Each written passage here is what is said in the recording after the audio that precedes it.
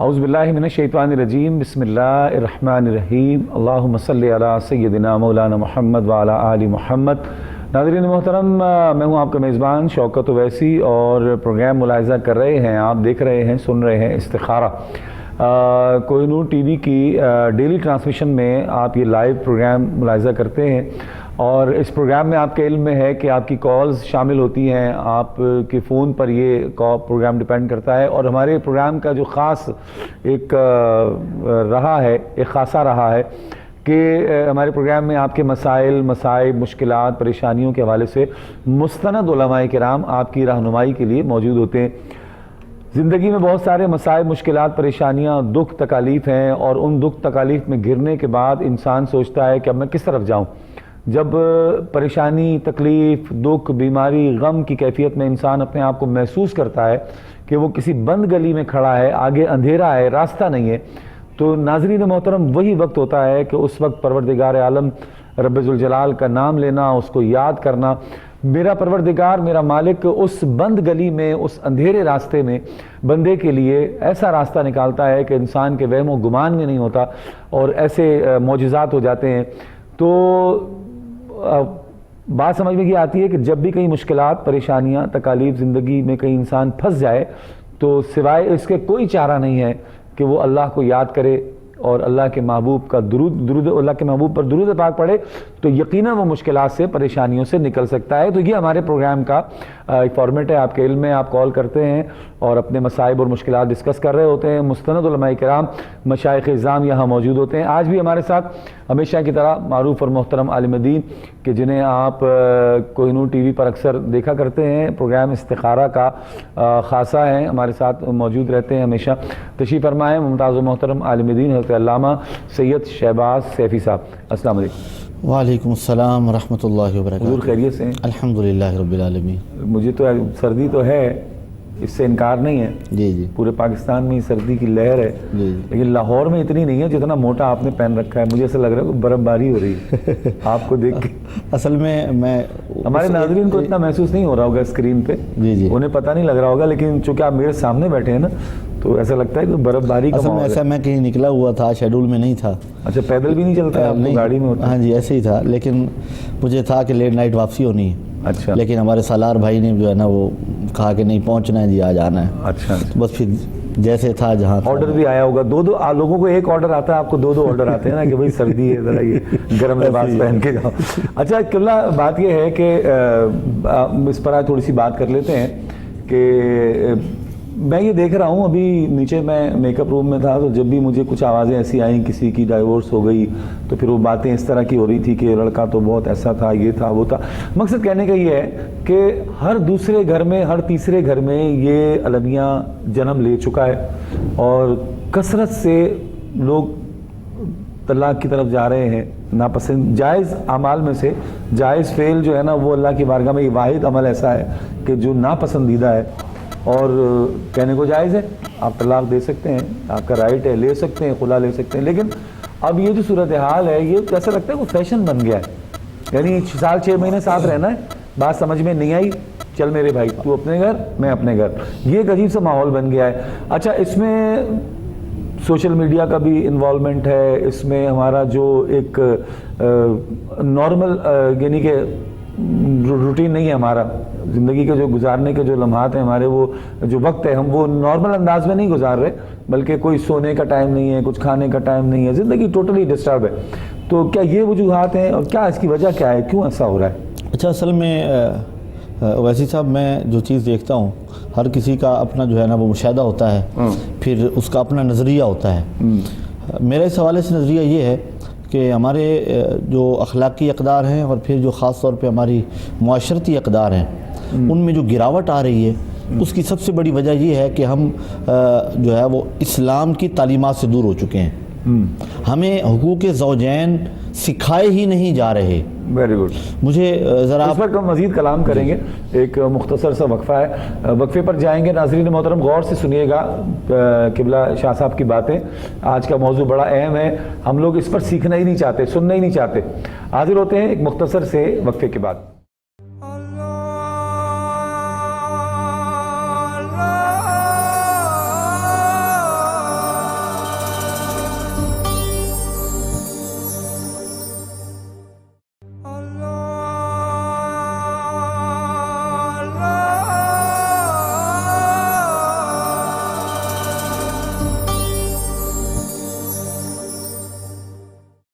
خوش آمدید ناظرین محترم، پروگرام استخارہ آپ دیکھ رہے ہیں اور پروگرام میں آپ کی کالز کو شامل کیا جاتا ہے۔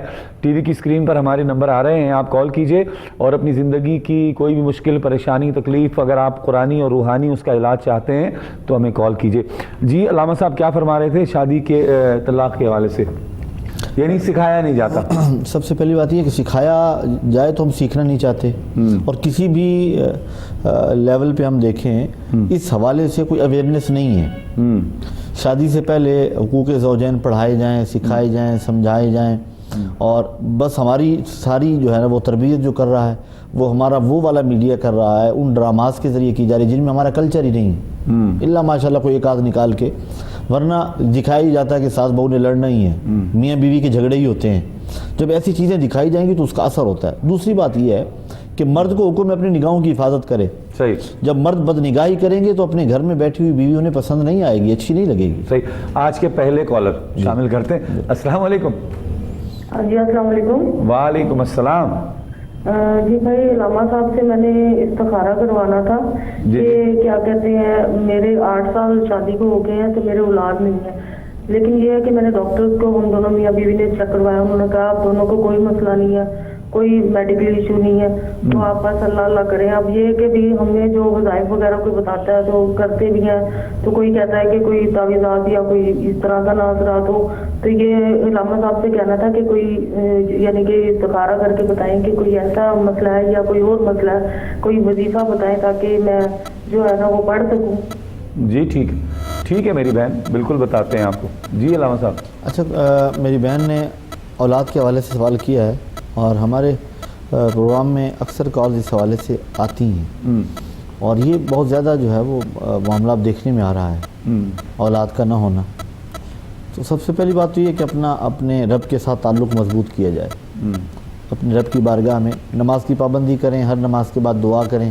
انبیاء کرام نے بھی اولاد کے لیے دعا کی ہے، صحیح، اور یقیناً جب اللہ کے نبی اپنی اللہ کی بارگاہ میں اولاد کے لیے دعا کرتے رہے ہیں تو پھر ہمیں بھی اللہ کی بارگاہ میں دعا کرنا چاہیے۔ ربی لا تذرنی فردا وانت خیر الوارثین، یہ ایک ایسی دعا ہے جو انبیاء کی دعا ہے، اور پھر اللہ کے نبی کی دعا کی برکت سے اللہ تعالیٰ اولاد عطا فرماتا ہے۔ لمٹ اس کی کوئی نہیں ہے، اس آیت کو ویسے پڑھتی رہیں کھلا، اور اگر پاسبل ہے تو آپ ہماری ٹی وی اسکرین پہ ایڈریس چل رہا ہوگا، چینل کے ایڈریس پہ آپ ایک لیٹر لکھیں، اس میں ساری ڈیٹیل اپنے لکھ کے بھیجیے گا، اپنا نام، اپنی والدہ کا نام، ہسبینڈ کا نام، ان کی والدہ کا نام، تو آپ کو پھر یہاں سے کچھ ہم تعویذات روانہ کریں گے، نقش روانہ کریں گے۔ اچھا، امید ہے کہ انشاءاللہ علاج کے بعد، روحانی علاج کے بعد اللہ تعالیٰ فضل فرمائے گا۔ پڑھنا وہی ہے، ربی لا تذرنی فردا وانت خیر الوارثین، یہ لا تعداد پڑھتی رہیں۔ صحیح۔ ایک اور کالر ہے ہمارے ساتھ جناب، شامل کرتے ہیں، دیکھتے ہیں کون اور کہاں سے ہمیں جوائن کر رہے ہیں۔ السلام علیکم۔ السلام علیکم سر۔ وعلیکم السلام۔ سر ساجد بول رہا ہوں ضلع جہلم سے۔ ساجد بھائی خیریت سے ہیں؟ ٹھیک ہیں؟ جی اللہ کا شکر ہے سر، دعا آپ کی۔ سردی تو نہیں ہے؟ مسئلہ درپیش آ رہا ہے، میں کافی عرصہ بیمار رہا تھا، مجھے کالا علم تھا۔ اچھا۔ تو اس کے بعد میں ٹھیک ہو گیا تھا، تقریباً میں 5 وقت نماز پڑھتا ہوں، درود شریف پڑھتا ہوں، میرا اور کوئی کام ہے نہیں ہے سوائے نماز اور درود شریف کے علاوہ۔ اچھا۔ تو رات کو سر میرے پاؤں کے اوپر یا تو میرے ہاتھوں کے اوپر جو ہے نا جیسے کوئی دباتا ہے تو میں چیخ مار کے اٹھ جاتا ہوں، مجھے کوئی ایسا اللہ تعالیٰ کا نام بتائیں میں پڑھوں اور رات کو سکون کے ساتھ سو جو نماز پڑھ کے۔ اچھا، جو اس سے پہلے آپ کو بتائے گئے وہ پڑھتے ہیں آپ یا نہیں؟ میں وہ پڑھتا تھا مگر اس کے باوجود ہو گیا، کرسی پڑھتا ہوں، سورۃ فاتحہ پڑھتا ہوں۔ اچھا، جہلم میں کہاں سے بات کر رہے ہیں؟ میں ضلع جہلم سے۔ ضلع جہلم میں کہاں سے بات کر رہے ہیں؟ فتح پور سے۔ فتح پور سے۔ ٹھیک ہے ساجد بھائی، آپ ٹھیک ہے، آپ کو جواب دیتے ہیں، ہمارے ساتھ رہیں، بہت شکریہ۔ جی علامہ صاحب۔ پیارے بھائی، سب سے پہلی گزارش تو یہ ہے کہ آپ ہر نماز کے بعد ایک وظیفہ آپ کو عرض کر رہا ہوں، اسے پڑھنے کا معمول بنا لیں۔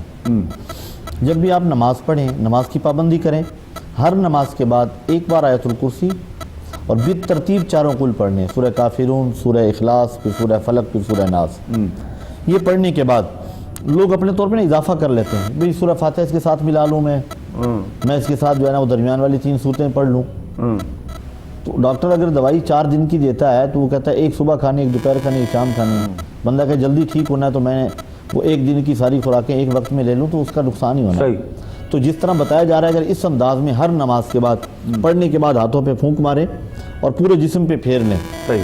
اور رات کو سوتے ہوئے یہی عمل کر کے اپنے اوپر پھونک مار کے آپ سو جائیں، دائیں کروٹ پہ سوئیں، آپ کو یہ مسئلہ نہیں ہوگا جو آپ بتا رہے ہیں کہ پاؤں پہ دباؤ پڑتا ہے اور آپ ڈر کے اٹھ کے بیٹھ جاتے ہیں، یہ آپ کی کیفیت انشاءاللہ نہیں ہوگی۔ اوکے، جو بھی ڈرتا ہو وہ کر سکتا ہے نیند میں سے، اگر کسی کو اس طرح کی چیخ مار کے یہ کر سکتا ہے، بالکل کر سکتا آیت الکرسی چاروں قل پڑھ کے دم کر ہے، لے۔ ہاتھوں پہ پھونک مار کے پورے جسم پہ۔ ٹھیک ہے، کالر ہے ہمارے ساتھ۔ السلام علیکم۔ السلام علیکم۔ وعلیکم السلام۔ میں پوچھنا چاہتی ہوں، میرے شوہر بیمار ہیں اور وہ کینسر کے مریض ہیں، اچھا، تو وہ میں پوچھنا چاہتی ہوں کہ استخارہ کر کے بتائیں کہ یہ ان کے اوپر کچھ کیا ہوا ہے یا کیا ہے مسئلہ؟ اچھا، کینسر کون سا کینسر ہے ان کو؟ یہ ان کو اس کا کینسر ہے، کیا کہتے ہیں، بڑی آنت کا۔ اللہ رب العزت صحت عطا فرمائے، صحت عطا فرمائے اور سب کو ان آفات و بلیات سے محفوظ رکھے۔ جی علامہ صاحب۔ بہن، سب سے پہلی گزارش تو یہ کروں گا کہ ہر نماز کے بعد ان کی صحت کے لیے دعا کریں، حسب استطاعت صدقہ دیں، ہفتہ وار صدقہ دیں، ہفتے میں کسی ایک دن، اگر منگل یا بدھ کے دن ہو تو زیادہ بہتر ہے، صحیح، صدقہ دیں۔ اور اس کے علاوہ ہر نماز کے بعد ان کی صحت کے لیے دعا کریں۔ ایک آیت مبارکہ ہے جو سورہ کہف میں ہے اور آیت کے درمیان میں جملہ ہے، وَقَلْبُهُمْ بَاسِطٌ ذِرَاعِهِ بِالْوَصِيدِ۔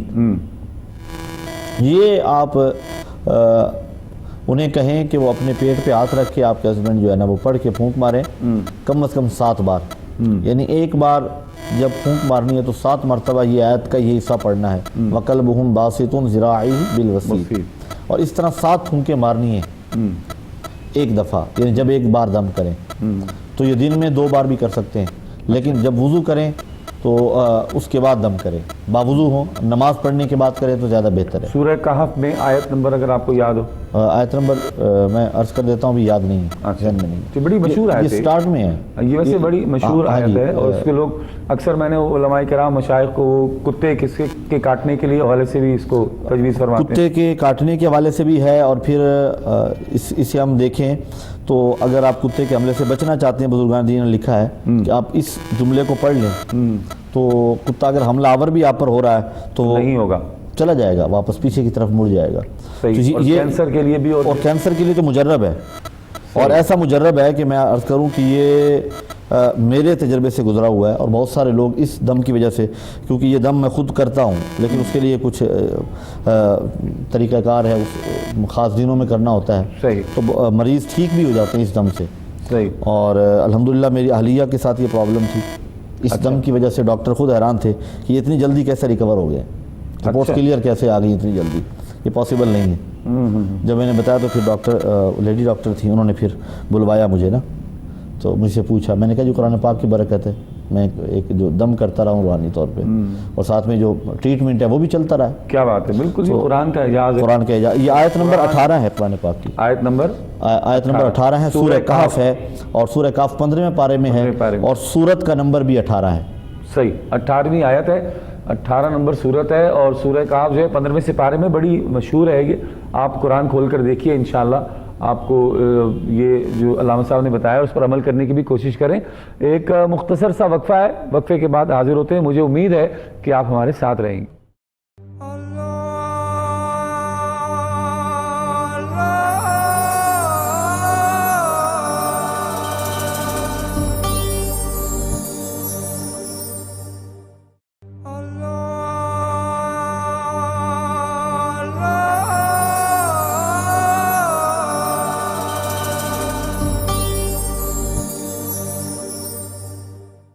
خوش آمدید ناظرین محترم، پروگرام استخارہ آپ دیکھ رہے ہیں، آپ کی لائیو کالز شامل ہوتی ہیں، ٹی وی اسکرین پر ہمارا نمبر آ رہا ہے، آپ کال کیجئے، ہمارے پروگرام میں شامل ہو جائیے، اور زندگی کی کسی مشکل میں، پریشانی میں، کسی بیماری میں، مرض میں، قرض میں، کسی میں مبتلا ہیں اور قرآنی اور روحانی اللہ سے رجوع کرنا چاہتے ہیں، نماز پڑھتے ہوئے اللہ کی بارگاہ میں التجا کرنا چاہتے ہیں، کوئی وظیفہ پوچھنا چاہتے ہیں، استخارہ کروانا چاہتے ہیں، تو ہمارے پروگرام میں ضرور کال کیجئے، اور رہنمائی کے لیے ممتاز و محترم عالم دین حضرت علامہ سید شہباز سیفی صاحب موجود ہیں۔ جی علامہ صاحب، آپ اس آیت کے حوالے سے کچھ فرما رہے تھے۔ آیت مبارکہ جو سورہ کہف کی 18 نمبر آیا ہے وہ کینسر کے حوالے سے میں نے عرض کی ہے، اس کا وہ خاص جملہ وَقَلْبُهُمْ بَاسِطٌ ذِرَاعِهِ بِالْوَسِيدِ، تو یہ 7 مرتبہ پڑھ کے ایک بار پھونک ماریں، اس طرح سے 7 پھونکیں مارنی ہیں، انشاءاللہ اللہ تعالیٰ فضل فرمائے گا، اس سے شفا یاب ہو جائیں گی۔ اور تقریباً جو ہے باقی تقدیر تو اللہ کی غالب ہوتی ہے، ہاں جی، جو ہے جس کے نصیب میں اللہ شفا ہے، غالب علی امر۔ بے شک۔ اچھا دوسرا جو ہم بات کر رہے تھے نا اس حوالے سے کہ طلاق کی ریشو بڑھ رہی ہے، اس پہ ہمیں ایک تو سوشل میڈیا لے کے بیٹھ گیا ہے، اور دوسرا یہ کہ ہم سیکھنا نہیں چاہتے، دینی اقدار اور پھر اسلامی روایات ہم سے دور جا رہی ہیں، اور سب سے بڑا جو معاملہ ہے وہ یہ ہے کہ والدین کا بھی حق ہے کہ اپنے بچوں کو جب وہ جوان ہو جائیں تو انہیں سکھائیں زندگی کیسے گزارنی ہے، اپنے تجربات، اپنے بزرگوں کے تجربات۔ لیکن المیہ یہ ہے کہ ہمارا سارا وقت موبائل لے گیا ہے، سوشل میڈیا لے گیا ہے، ہم اپنے بچوں کو ٹائم دیں، انہیں باتیں بتائیں، سکھائیں، جو ماں ہے وہ اپنی بچیوں کو یہ سکھائے کہ اگلے گھر میں جا کر آپ نے کیسے زندگی گزارنی ہے۔ کچھ مائیں تو سکھا رہی ہوتی ہیں، اگر کچھ بولے تو آ جانا واپس، جی، یہ بھی تو سکھا رہی ہوتی ہے نا، کہ اگر کچھ شوہر نے کوئی بدکلامی کی یا کوئی بات کی، غصہ کیا یا ہاتھ اٹھایا تو منٹ نہیں لگانا، سامان اٹھانا، سیدھی گھر واپس آ جانا۔ ایسے ہی، اور ایسی مائیں اور ایسے میکے والے جو ہیں اپنی بچیوں کے گھروں کو خراب کرنے میں ان کا بھی بڑا ہاتھ ہے۔ اور آج سوشل میڈیا پہ ایک ویڈیو میری نظر سے گزری ہے کہ کسی دلہے نے ناجائز طور پہ جہیز کا مطالبہ کیا لاکھوں میں، تو انہوں نے اسی جگہ پہ اس کی پٹائی کی۔ بہت اچھا کی، بہترین کیا، اور ایسے اگر 2-4 پٹائیاں ہو جائیں ہمارے معاشرے میں یہ چیزیں لیول میں آ جائیں گی۔ اور عجیب ایک بات یہ ہے کہ اب یہ تو سوشل میڈیا کے ذریعے دیکھا ہے، ایک شادی میں موجود تھا تو وہاں پہ بچی والے شرطیں رکھ رہے تھے۔ اچھا، ایک کالر کو شامل کرتے ہیں۔ السلام علیکم۔ السلام علیکم، یہ میں نے ایک کال کی، کوہ نور میں بھی جو لائیو پروگرام آ رہا ہے۔ جی جی، آپ کی کال شامل ہے، آپ پوچھیں کیا پوچھنا چاہتی ہیں؟ میں نے اصل میں نا اپنے ہسبینڈ کے کاروبار کے لیے استخارہ کروانا ہے۔ اچھا، کیا کاروبار کرتے ہیں آپ کے ہسبینڈ؟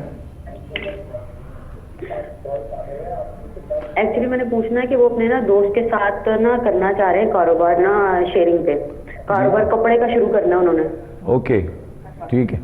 ٹی وی کی آواز کو بند رکھا کریں، جب آپ کال کریں کچھ پوچھنا چاہیں تو ٹی وی کی آواز کو بند رکھا کریں، ہمیں پراپر آواز نہیں آتی آپ کی۔ جی جی، میں نے کر دی بند۔ اور دوسرا یہ کہ نا اب ان کا دوست ہے علی، اور اس کے ساتھ نا انہوں نے کاروبار کرنا ہے، کپڑے کی فیکٹری ڈالنی ہے، انہوں نے کپڑے کا شروع کرنا چاہ رہے ہیں، تو ابھی استخارہ کروانا ہے کہ یہ آیا ان کے لیے بہتر ہے۔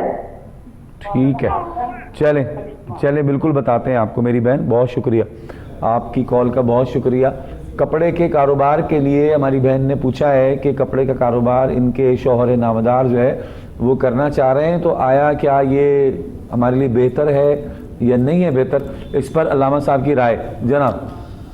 کپڑے کا کاروبار برکت کا سبب ہے، اس میں برکت ہوگی، بشرطے کہ نیک نیتی رکھیں اور زکوٰۃ دینے کا عزم مصمم کر لیں کہ ہم نے سالانہ، سال کے بعد زکوٰۃ ہے، ہم ٹیکسز بھی تو پے کرتے ہیں، بالکل، ہم جس ملک میں رہتے ہیں وہاں کے ٹیکسز پے کرنا ہمارا قومی فریضہ ہے، تو سال بعد فریضہ زکوٰۃ کو ادا کرنا یہ ہمارا اسلامی اور ایمانی فریضہ ہے۔ صحیح، تو یہ ارادہ کر لیں، عزم مصمم کر لیں، اور صدقہ دینے کی جو ہے نا وہ ایک طبیعت بنا لیں، مزاج بنا لیں، ایک دوسرے پہ ڈیپینڈ نہ کریں، دونوں مکمل طور پہ انوالو ہوں، نگرانی رکھیں کام کی، تو کپڑے کے کام میں اللہ تعالیٰ برکت عطا فرمائے گا، اللہ پر بھروسہ کریں۔ اور لیکن اپنی سیٹسفیکشن کے لیے میں عرض کروں گا کہ یہ کریں کہ آپ رات میں آسان ایک استخارہ عرض کر رہا ہوں، 2 رکعت نماز پڑھیں نماز عشاء کے بعد، اور ان 2 رکعتیں ادا کرنے کے بعد آپ نے یا خبیر و اخبرنی، یا بصیر و ابصرنی، یہ یا رشید و ارشدنی، یہ 10 بار پڑھ کے دعا کر کے اس معاملے کے حوالے سے کہ یا اللہ مجھے خواب میں دکھا دے، اور دائیں کروٹ پہ سو جائے۔ انشاءاللہ اگر سمجھ آ جائے تعبیر تو ویل اینڈ گڈ، ورنہ کال کر کے پوچھ لیں، یہ ہم نے استخارے میں خواب دیکھا ہے۔ بالکل ٹھیک ہے، ایک کالر کو شامل کرتے ہیں۔ السلام علیکم۔ السلام علیکم۔ السلام علیکم جی میری بہن، کون اور کہاں سے بات کر رہی ہیں؟ میں بھائی لاہور سے بات کر رہی ہوں۔ مجھے یہ قائد صاحب سے یہ بات پوچھنی ہے قرضے کے لیے۔ اچھا، ہم پہ نا قرضہ بہت ہے، اچھا مثلاً کہ زیادہ نہیں 1 لاکھ 1.5 لاکھ یا جتنا بھی ہم بہت کوشش کرتے ہیں کہ قرضہ اتر جائے لیکن پھر بھی کچھ نہ کچھ رہتا ہی ہے ہم پہ. صحیح ٹھیک ہے. بہت پریشان ہے. دعائیں اللہ تعالیٰ کا بہت میں اللہ تعالیٰ کو نہ کرتی ہوں کہ بھئی کسی طریقے سے میرا اللہ مجھ سے راضی ہو جائے. نماز کی پابندی کرتی ہے میری بہن؟ ہاں جی بالکل. جی بالکل. فجر کی نماز پڑھتی ہے پابندی سے؟ نہیں میں آپ سے جھوٹ تو نہیں بولوں گی, باقی ساری نمازیں تو میں پابندی سے پڑھتی ہوں لیکن فجر میں کبھی کوتاہی رہ جاتی ہے. آپ اگر جھوٹ بولیں گی بھی تو میں سمجھ جاؤں گا کہ آپ نے جھوٹ بولا ہے. تو میری بہن, میں اپنے مسئلے کا حل چاہتی ہوں. میری بہن آپ کے مسئلے کا بالکل حل بتائیں گے. مولا علی نے فرمایا تھا, آپ کا ارشاد مبارک تھا, ارشاد مبارک ہے کہ دن کی پہلی فتح جو ہے وہ فجر کی نماز ہے, اور اگر دن کی پہلی فتح آپ نے فجر کی نماز نہیں پڑھی گویا کہ آپ شیطان سے ہار گئے. پھر سارا دن شیطان آپ پر مسلط ہے, وہ چاہے قرض کے تقاضے کرنے والوں کی صورت میں ہو, چاہے وہ آپ کے روزگار کی تنگی کی صورت میں ہو, چاہے آپ کے گھر میں کوئی لڑائی جھگڑے کی صورت میں ہو. تنگی ہے, کبھی خوشحالی آ جاتی ہے لیکن پیسہ جتنا بھی آتا ہے سمجھ نہیں آتی ادھر سے آیا. جو بات میں نے کی آپ نے اس کو غور سے نہیں سنا. فجر کی نماز ساری فتوحات کی جڑ ہے. تو انشاءاللہ بالکل آپ کو بتاتے ہیں, ہمارے ساتھ رہیے انشاءاللہ. مفتی صاحب تشریف فرمائے, علامہ صاحب یہ بتائیں گے آپ کو. جی علامہ صاحب. بڑا خوبصورت جو ہے پوائنٹ تھا جو آپ نے ماشاءاللہ استخارہ کر کے آپ بھی ماشاءاللہ تجربہ کار بھی ہو گئے ہیں, اور میں استخارے سے پہلے بھی بہت کچھ ماشاءاللہ کر چکا تھا. نہیں آپ کے ظاہر ہے وہ پروگرام آپ نے جہاں کیے ہیں تو بڑے بڑے جو ہے نا اسی انداز کے روحانی پروگرام آپ نے کیے ہیں, تو آپ کی پہچان ہے ماشاءاللہ وہ. تو میری بہن میں گزارش یہ کروں گا کہ جب ایک بندہ بے نماز ہوتا ہے تو اس کے بے نماز ہونے کی جو نوسط ہے وہ دائیں بائیں 40 گھروں تک جاتی ہے. ہم گھر کا ایک فرد تو نماز پڑھیں اور کہیں گھر میں برکت نہیں آ رہی, کیا ہم کچھ سارے نمازی ایسے ہوتے ہیں کہ جو اگر صبح فجر کے لیے جا رہے ہیں تو دائیں بائیں پورے محلے پہ کرم کروا دیتے ہیں, ان کے صدقے میں کرم ہو جاتا ہے. بے شک ایسے ہی. اور حکم یہ ہے کہ یا ایھا الذین آمنوا قوا انفسکم واہلیکم نارا, اے ایمان والو اپنے آپ کو بھی جہنم کی آگ سے بچاؤ اور اپنے گھر والوں کو بھی بچاؤ. تو گھر والوں کا یہ حق ہے کہ اپنے بہن بھائیوں کو, والدین کا حق ہے اولاد کو, شوہر کا حق ہے بیوی کو, بیوی کا حق ہے اپنے شوہر کو, جگا کر نماز کے لیے تیار کریں اور نماز فجر ادا کریں. نماز فجر پڑھ کے سورہ یاسین پڑھیں, نماز مغرب پڑھ کے سورہ واقعہ پڑھیں, نماز عشاء پڑھ کے سورہ ملک پڑھیں.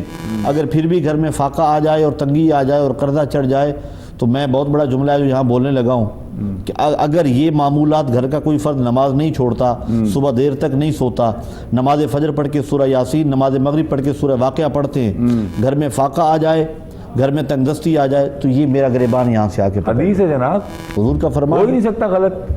اور ہم جب نہیں جائیں گے اس طرف, میری بہن تمام مسائل کا حل یہ ہے کوشش کریں گھر کے تمام افراد نماز پڑھیں. آپ نماز مغرب کے بعد سورہ واقعہ پڑھنا شروع کر دیں.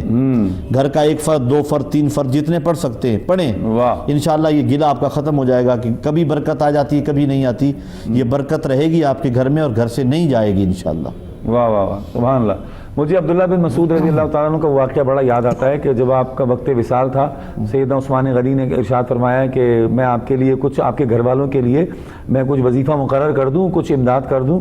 تو آپ نے ارشاد فرمایا کہ میں نے اپنی بیٹیوں کو, بیٹیاں تھیں آپ کی, آپ نے ارشاد فرمایا کہ میں نے اپنی بیٹیوں کو بعد از عشاء سورہ واقعہ پڑھنے کی تلقین کر رکھی ہے. میرے گھر میں یہ پڑھی جاتی ہے تو میرے گھر میں تو فاقہ آ ہی نہیں سکتا, مجھے آپ کی امداد کی ضرورت نہیں ہے. میں ابھی آپ کو حال ہی کا واقعہ بتاؤں. حال ہی سے مراد یہ کہ ابھی 2 گھنٹے پہلے کا میں ایک باربر شاپ پہ بیٹھا ہوا تھا, مغرب کی اذان کا واقعہ ہے یہ. تو 3 ہم بندے لائن سے بیٹھے ہوئے تھے, تو وہ بالکل وہ جو دکان ہے یا جو شاپ ہے وہ مسجد کی دکانوں میں ہے. جی جی. اچھا, اس نے بڑے بوفر جسے کہتے ہیں, بڑے والے اسپیکر, مغرب کا تو خیر اس نے لحاظ کیا, اذان کا, اذان کے ٹی وی کی آواز کو میوٹ کر دیا. اچھا, دکاندار تو کر رہا ہے لحاظ, لیکن وہ جو کسٹمر بیٹھا ہے میرے بالکل برابر میں, اس نے جناب اس نے کہا یار وہ گانا چاند لا. اچھا, میں نے کہا چلو بھائی اب کوئی بات نہیں, اب یہ کہہ رہا تو میں اس سے لڑ کے کیا کروں, میں سے کیا منع کروں کہ مغرب ہے, نہیں کرو ایسا. تو اس نے وہ لگایا اور انتہائی تیز آواز میں. تو پھر میں ایک دم سے مجھے غصہ آ گیا, میں نے کہا یار اس کی آواز ذرا کم کرو, کم از کم اتنا لحاظ کرو کہ یہ مسجد. اچھا, ایک جملہ اور اس نے اور کہا گانے والے نے, جب اس نے کہا کہ دکاندار نے کہا کہ یار وہ ابھی مغرب ہو رہی ہے, تو وہ جو گانا لگانے کے لیے کہہ رہا تھا اس نے کہا ہو گئی مغرب, پڑھ لی نماز. وہیں سیٹ پر بیٹھے بیٹھے ہی استغفراللہ ربی اللہ کے شعار کا مذاق اڑانا یہ ہمارے یہاں عام ہو گیا. وہ کہنے لگا ہو گئی نماز, پڑھ لی نماز, تو ہو بے گئی. برکتی ہے نا پھر. میں نے اس سے پھر میں اس وقت پھر مجھے بڑا شدید غصہ بھی آیا, لیکن اپنے غصے کو کنٹرول کر کے میں نے کو سمجھایا.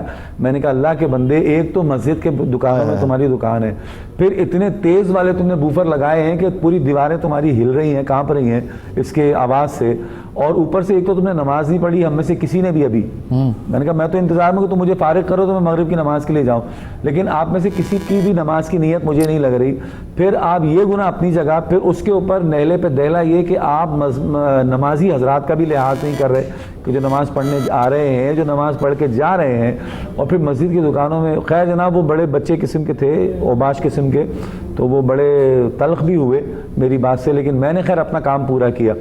کیونکہ اگر کوئی غلط کر رہا ہو اور آپ نہیں بتائیں گے, خاموش رہیں گے, تو آپ بھی مجرم ہیں. مجرم ہے. حکم ہے کہ نبی کریم صلی اللہ علیہ وسلم کی امت کو اللہ نے اعزاز یہ بخشا ہے کہ امر بالمعروف اور نہی عن المنکر ان کا جو ہے نا وہ طبیعت میں داخل ہے, وطیرہ ہے ان کا. اور اگر یہ نہیں ہوگا تو ہم کیا امت وسطیٰ ہے. امت وسطیٰ ہونے کی وجہ یہ ہے. اور جو دوسری بات یہ ہے کہ آج ہم کہتے ہیں حکمران برے ہیں, حکمران برے ہیں. بھائی ہم اپنے آپ کو کب تبدیل کر رہے ہیں؟ علامہ صاحب, عورت جہنم میں جائے گی, جی جب جہنم میں جائے گی پھینکا جائے گا. آپ عالم دین ہے ماشاءاللہ, ایک وہ کہے گی میرے باپ کو بھی پھینکو, میرے بھائی کو بھی جہنم میں ڈالو, میرے شوہر کو بھی جہنم میں ڈالو, میرے بیٹے کو بھی. فرشتے پوچھیں گے وہ کیوں بھائی؟ تو وہ آگے سے تڑپ کر کہے گی کہ جب میں غلط کر رہی تھی, میں نماز نہیں پڑھتی تھی, میں ننگے کپڑے پہنتی تھی, تو میرے شوہر نے منع نہیں کیا, اس کو بھی ڈالو. میرے باپ نے منع نہیں کیا, اس کو بھی ڈالو. میرے بیٹے نے کیوں نہیں کہا کہ اماں جی تم غلط کر رہی, اماں جی آپ کا راستہ غلط ہے, آپ یہ کپڑے اچھے پہنے, وہ کپڑے پہنے جو شریعت کے مطابق ہیں, آپ نے کیوں نہیں پہنے؟ تو مقصد یہ ہے کہ جو برائی ہو رہی ہے علامہ صاحب, اگر ہم نہیں خاموش رہیں گے, ہم پکے مجرم ہیں, ہم بھی ان کے ساتھ. اب دیکھیں نا, ہم اب بے برکتی کا رونا روتے ہیں, شاعر اسلام کا مذاق اڑائیں ہم, نماز ہو رہی ہے, اذان ہو رہی ہے, ہم جو ہے وہ میوزک سن رہے ہیں اور میوزک کی آواز ویسے چل رہی ہے, نماز کا وقت گزر رہا ہے, اور ہم اللہ کے احکامات پہ. میں نے ایک بندے کو مثال دے کر کہا, میں نے کہا ایک بتائیں, آپ کا دوست ہو, آپ کو آواز دے کہ یار چلیں میرے ساتھ, اور آپ سنا کر دیں, ایک بار شاید وہ برداشت کر جائے, اگلی بار آپ کو ہلا کر کہے گا میری بات آپ تک آواز نہیں آئی, ہاں یا نہ میں جواب دو. اور اگر آپ مسلسل یہ رویہ رکھیں گے, ملنا چھوڑ دے گا آپ سے, ظاہر ہے. تو ہمیں 5 وقت اللہ کی طرف سے آواز آتی ہے. ملنا چھوڑ دے گا, وہ تو کہے گا یار یہ میرے فون ہی نہیں اٹھاتے, میں ان سے کیوں ملوں بھائی, جی میں کیوں بات کروں. یہ بات بھی واقعی ایسے ہی ہے, ایسے ہی ہے, یہ ایسے ہی ہے. لیکن حی علی الصلاۃ, حی علی الصلاۃ پکار آ رہی ہے, حی علی الفلاح, اور ہم اچھا وہ کہہ رہا ہے حی علی الفلاح, وہ یہ نہیں کہہ رہا کہ کوئی تمہیں مقصد ہے کہ وہ تو تمہاری منتیں کر رہا ہے, بھائی آ جاؤ فلاح کے لیے. کامیابی ادھر ہے. فلاح جو ہے وہ آپ کو فلاح چاہیے, پیسہ چاہیے, گھر چاہیے, عزت چاہیے, تو ساری عزتیں, ساری نعمتیں اللہ نے تو نماز میں رکھی ہیں.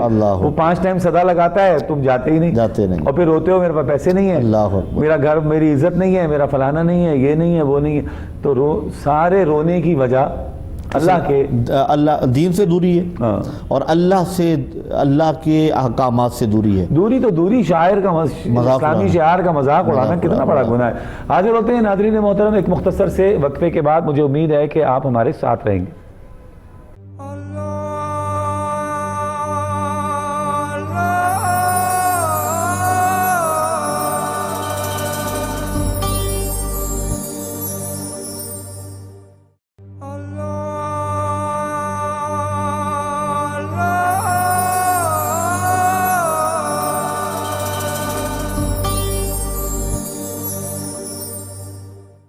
خوش آمدید ناظرین محترم, پروگرام استخارہ اب ملاحظہ کر رہے ہیں, اور پروگرام کا اختتامی مرحلہ ہے, آخری لمحات ہیں, اور میں بڑی درد دل کے ساتھ اور دکھی دل کے ساتھ اس بات کا ذکر کرتے ہوئے مجھے بہت دکھ ہو رہا ہے, اور پچھلے 1 ہفتے سے یقیناً جتنے بھی حلقہ نعت کے احباب ہیں, دوست ہیں, اور جتنے بھی محفل نعت اور ثناخوان مصطفیٰ صلی اللہ تعالیٰ علیہ وآلہ وسلم سے وابستہ لوگ ہیں, ان سب کے لیے بڑا ہی ایک کرمناک اور بڑا ہی ایک مشکل وقت گزرا ہے.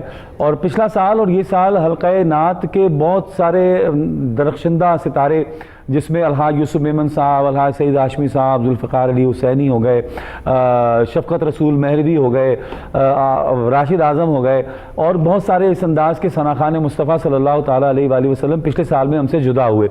اور ناظرین کرام، اس سال بھی یعنی اسی سال میں اور پچھلے سال میں اور اس سال کا اختتام یعنی دسمبر جاتے جاتے میرے بہت ہی پیارے دوست اور پوری دنیا میں نعت کے حوالے سے جن کا بہت بڑا نام اور ان سے محبت کرنے والوں کی ایک بڑی کثیر تعداد موجود تھی، جناب خالد حسنین خالد، وہ ہم سے جدا ہوئے اور بس آنن فانن یعنی ایک دم سے بیمار ہوئے اور پھر دیکھتے ہی دیکھتے جناب وہ زیر زمین ہوئے. خالد بھائی کا ایک خاصہ یہ تھا کہ جہاں اللہ نے انہیں خوبصورت آواز سے نوازا تھا اور پھر اس کا ہنر بھی انہیں آتا تھا استعمال کرنے کا، اس کے ساتھ ساتھ خالد بھائی کا کمال یہ تھا کہ وہ کلام کے حوالے سے انتہائی احتیاط کیا کرتے تھے، اور جب بھی جو کلام انہوں نے پڑھا، جتنے کلام آپ نے پڑھے خالد حسنین خالد نے، انتہائی خوبصورت مرصع اور مسجع کلام کہ جن کی نظیر نہیں ملتی. اللہ رب ذوالجلال سے دعا ہے، میری بھی دعا ہے، میری پوری ٹیم کی دعا ہے، پوری دنیا میں جہاں جہاں لوگ ہمیں دیکھ رہے ہیں، سن رہے ہیں، دیکھیں گے یا سنیں گے، سب سے میری گزارش ہے کہ کم از کم ایک بار سورہ فاتحہ اور 3 بار سورہ اخلاص پڑھ کر خالد حسنین خالد صاحب کی روح کے لیے ایصال ثواب ضرور کریں. بہت ہی پیارا ہمارا دوست ہم سے جدا ہوا، یقین نہیں آتا کہ خالد بھائی ہم سے جدا ہو گئے. اور پھر چکوال کی تاریخ کا اتنا بڑا جنازہ، کبھی چکوال میں اتنا بڑا جنازہ نہیں ہوا کہ جو ایک ثناخان مصطفیٰ صلی اللہ تعالیٰ علیہ وآلہ وسلم کا ہوا. ایک انتہائی ایسا ثناخان مصطفیٰ صلی اللہ تعالیٰ علیہ وآلہ وسلم کہ جنہوں نے نعت کے پیسے سے قرآن کی خدمت کی، یعنی صاحب قرآن کا ذکر کر کے جو دولت آئی اسے صاحب قرآن کے قرآن پر لگا دیا. اور اس وقت ان کے جو مدرسہ ہے ان کا، اس میں مدرسہ مصطفیٰ صلی اللہ تعالی وسلم، اس میں بے شمار طلبہ زیر تعلیم ہے. یہ سب انشاءاللہ ایصال ثواب ہے خالد بھائی کے لیے. شاہ صاحب کیا فرماتے ہیں؟ ایک ثناخان مصطفیٰ ہونا اور پھر ثناخواں ہو کے اتنا باعمل ہونا. اور پھر میں گزارش کروں گا الحاج خالد حسنین خالد کے تعریف میں اگر میں کوئی جملے کہوں تو میرے خیال میں لفظ کم پڑ جاتے ہیں. ایک باعمل عالم بھی تھے، بالکل عالم تھے، اور پھر قرآن سے محبت کرنے والے تھے، قرآن کے حافظ تھے، اور حضور کی ثناخوانی کو ادب آداب کے ساتھ کیسے کرنا ہے یہ خالد حسنین خالد نے بتایا. دیکھیں اس دور میں کاتر رجال تھا اس حوالے سے کہ با ادب حضور کی مدح سرائی وہ کرنے والے گنے چنے ناموں میں سے ایک الحاج خالد حسنین خالد تھا. اور پھر جب وہ علیل تھے تو داتا حضور رحمۃ اللہ تعالیٰ کا عرص مقدس چل رہا تھا، تو ان کے اور میرے ایک مشترکہ دوست ہیں حامد رضا صاحب، تو وہ ان کے ساتھ تھے اور ان کے ساتھ رہتے تھے. تو خالد بھائی کا جو ہے نا وہ بیٹا بھی کوئی نہیں تھا، بھائی بھی کوئی نہیں، والدین دنیا سے چلے گئے، اکیلے ہی تھے. لیکن اس اکیلے نے اس کے جنازے نے بتا دیا. آج ہم کہتے ہیں نا بیٹا ہوگا بعد میں نام زندہ رہے گا، لیکن اس کے نام کو زندہ رکھے گا تو میرے حضور کی مدح سرائی زندہ رکھے گی. تو میں نے جب وہ علیل تھے اور بائی پاس کے لیے ہاسپٹلائز نام اسی کا زندہ رہے گا جو حضور کا نام جو لے گا، ساری زندگی اپنے رب کی بارگاہ میں حاضر رہے گا اور حضور کی ثنا و توصیف میں رہے گا، نام اسی کا زندہ رہے گا. باقی کوئی شیورٹی نہیں ہے، کوئی گارنٹی نہیں ہے کہ آپ کا بیٹا بھی آپ کی قبر پہ آئے گا کہ نہیں آئے گا.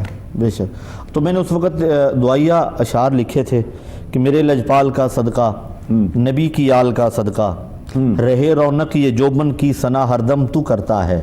یہ خالد بھائی کے لیے تھا.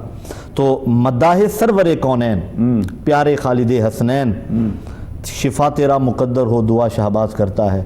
تو میں نے ایک بار پھر اسے سوشل میڈیا پہ شیئر کیا جس دن وہ شدید ان کی طبیعت ناساز تھی، لیکن کچھ دیر بعد وہ المناک خبر ہمارے کانوں میں پہنچی جو یقیناً سننے کے ہم متعامل نہیں ہو سکتے تھے. وہ ایک خوبصورت انداز میں حضور کی مدح سرائی کرنے والا، اور پھر ساری زندگی عاجزی اور انکساری کے ساتھ، ڈیمانڈ نہ کرنا، اور جہاں چلے جانا جو خدمت ہونی وہ حضور کے قرآن پڑھنے والوں کی خدمت میں لگانے. پھر ان یعنی اپنا گھر ابھی ری بلڈ نہیں کیا تھا، اسے نئے انداز میں نہیں تعمیر کیا تھا، لیکن اس جامعۃ المصطفیٰ کو آپ دیکھیں چکوال میں تو وہ لگتا ہے کہ واقعی کسی نے جو ہے نا وہ محبت کے ساتھ اور عقیدت اور عشق کے ساتھ قرآن سے محبت کا اظہار کیا ہے. اور پھر دیکھیں تھوڑی سی شہرت آ جائے تو بندے کے پاؤں زمین پہ نہیں لگتے. اور جب باورچی مدرسے میں نہ ہو اور طلباء کا لنگر بنانے کے لیے خود بیٹھ کے سبزی کھاتے ہیں اور خود کھانا بنا کے طلباء کو کھلائیں. اور میں سمجھتا ہوں کہ جب ہم محفل ختم ہوتی ہے نا، کوئی بھی محفل اختتام پذیر ہوتی ہے، تو آخر میں سلام پڑھتے ہیں اور سلام کے آخر میں کہتے ہیں یہ سلام عاجزانہ و قبول. تو آپ کی آخری جو محفل تھی وہ آپ کے ادارے میں تھی، اور میں سمجھتا ہوں کہ کسی محفل میں آپ کے آخری جملے یہ تھے کہ یہ سلام عاجزانہ ہو قبول، اور یہ سلام ایسا قبول ہوا کہ اس بارگاہ سے بلاوا آ گیا، کیا بات، زبان پر لا الہ الا اللہ کلمہ طیبہ جاری ہے، اور جس کا آخری کلام یہ ہے قد دخل الجنہ، وہ تو جنت میں چلا گیا۔ بالکل ایسے ہی ہے۔ ناظرین محترم، پروگرام ختم ہوا، ورق تمام ہوا اور مدح باقی ہے۔ ابھی ہماری باتیں خالد بھائی کے لیے ہم بہت ساری باتیں کر سکتے ہیں، لیکن ہمارے دامن وقت میں گنجائش نہیں ہے۔ اپنے میزبان شوکت اویسی کو اجازت دیجیے، انشاءاللہ کل پھر آپ سے ملاقات ہوگی سیم ٹائم۔ آخر میں قبلہ شہباز سیفی صاحب دعا فرمائیں گے جناب۔ بسم اللہ الرحمن الرحیم، الحمدللہ رب العالمین والعاقبۃ للمتقین والصلاۃ والسلام علی سید المرسلین۔ یا الہ العالمین، آج کی اس نظم کو اپنی بارگاہ میں قبول فرما۔ جو ہم نے کہا سنا یا رب العالمین، اور ہمارے سننے والے سامعین نے اویسی صاحب کی گزارش پر جو کلام پاک پڑھا، سورہ اخلاص شریف پڑھی، سورہ فاتحہ پڑھا، یا رب العالمین اس کی برکت سے ہمارے بھائی الحاج خالد حسنین خالد کی مزار پر نور پہ کروڑوں رحمتیں نازل فرما۔ یا رب العالمین اسے کروٹ کروٹ جنت نصیب فرما۔ یا رب العالمین اس کے پسماندگان کو صبر جمیل عطا فرما، صبر جمیل پر میرے مولا اجر جزیل عطا فرما۔ تمام محبت کرنے والوں کو یا رب العالمین صبر جمیل اور صبر جمیل پر اجر جزیل عطا فرما۔ میرے مولا ہمارے جتنے بھی کالرز نے کالز کی، جن حوالے سے وہ پریشان تھے، ان کی پریشانیاں دور فرما، تنگ دستوں کی تنگ دستی دور فرما، بے روزگاروں کو رزق حلال نصیب فرما۔ خدایا بحق بنی فاطمہ کبر قول ایمان کنی خاتمہ، اگر دعوتم رد کنی ور قبول، منو دست و دامان آل رسول، وصلی اللہ تعالی علی حبیب خیر خلقہ محمد وعلی آلہ واصحابہ اجمعین برحمتہ۔